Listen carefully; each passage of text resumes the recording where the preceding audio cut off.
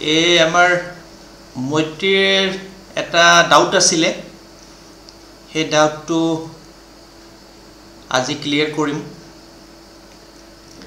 দেখা যায় যে আগৰ দিনত যিবিলাক হৰস্কোপ মানে বনাই ন, সোঁৱৰণি নহয় মানে বাকলি এখন বহুদিনীয়া, শুকান পাত এখন, তাত কি হয় জন্মৰ তাৰিখ সময়বিলাক ঠিকছে নাথাকে।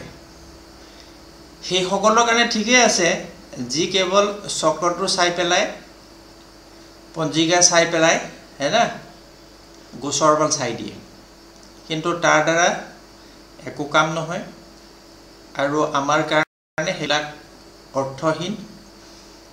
গতিকে সেইটো কেনেকৈ হ'ব, আমি কেনেকৈ তাৰ ব্যৱস্থা কৰিব লাগিব সেই বস্তুটো জানিম। তাত কি হয়, তাত সোঁৱৰণিখনত যিখন লিখা থাকে জন্ম পত্ৰিকাখনত, তাত এটা ইংৰাজী চনটো দিয়ে, কেতিয়াবা অসমীয়াটো দিয়ে শকাব্দ, তাৰপিছত অসমীয়া তাৰিখটো দিয়ে আৰু বাকীবিলাক নিদিয়ে, কেতিয়াবা টাইমো নিদিয়ে।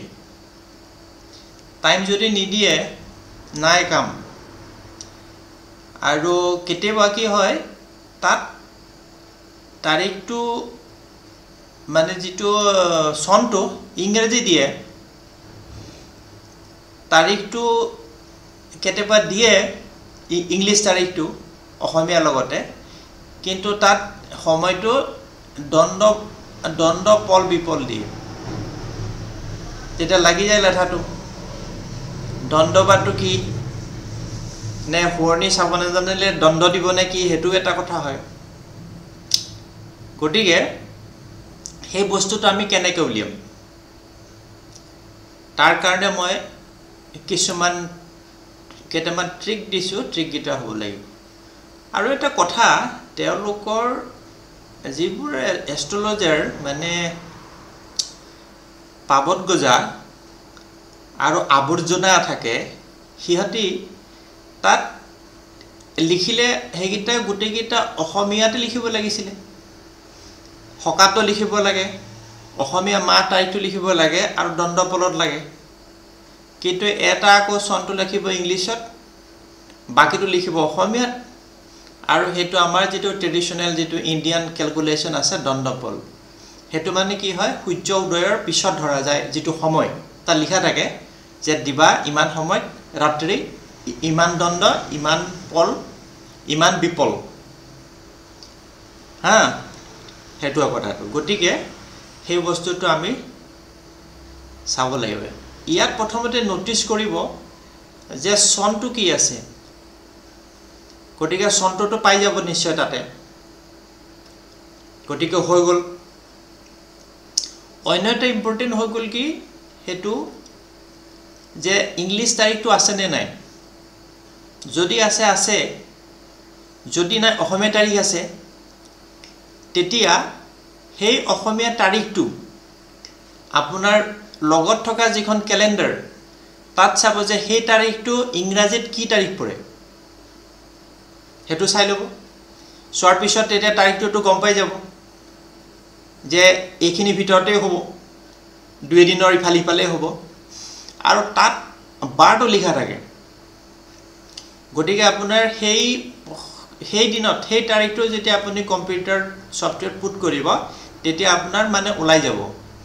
তেতিয়া আপোনাৰ 2 এদিন ইফালে সিফালে কৰি চালে দেখিব যে হেৰিটো মানে যিটো তাৰিখ আছে বাৰটো, সেইটো মেটচিং হৈ গৈছে, তাৰমানে এইটো তাৰিখেই হ'ব। ঠিক আছে। তাৰপিছত ৰাশিটো চাব লাগে। ৰাশিটোত কেতিয়াবা য'ত লিখা থাকে তাত দুটা বস্তু লিখা থাকে পুৰণা সেইবিলাকত, বিংশোত্তৰী আৰু অষ্টোত্তৰী। বিংশোত্তৰী কাৰ দশা চলিছে সেইটো চাব, অষ্টোত্তৰী কাম নাই। যিটো প্লেনেটৰ দশা চলিব, জানিব যে সেই প্লেনেটটোৰ যিজন গৰাকী মানে যিটো প্লেনেট, সেইটো তাত ধৰা পৰি যাব তেতিয়া যে আমুক ৰাশিৰ আমুক নক্ষত্ৰ।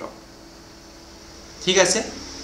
গতিকে সেই বস্তুটো আমাৰ টাইম হেৰিটো ওলাই গ'ল চনটোতো পালোৱেই তেতিয়া তাৰিখটো ওলাই যাব বাৰটোৰ লগত সি মেচিং হৈ যাব তাৰপিছত যেতিয়া দণ্ডপল থাকিব দণ্ডপল যেতিয়া থাকিব হেতু অসমীয়াত দণ্ড কোৱা যায় আৰু এটো ঘটি বুলি কয় ইংলিছত বা উত্তৰ ভাৰতত ঘটি যেটো মানে পল হে বস্তুটো কেনেকৈ উলিয়াই মই হে বস্তুটো তো প্ৰ্যাকটিক্যালি মই দেখাই দিছো হা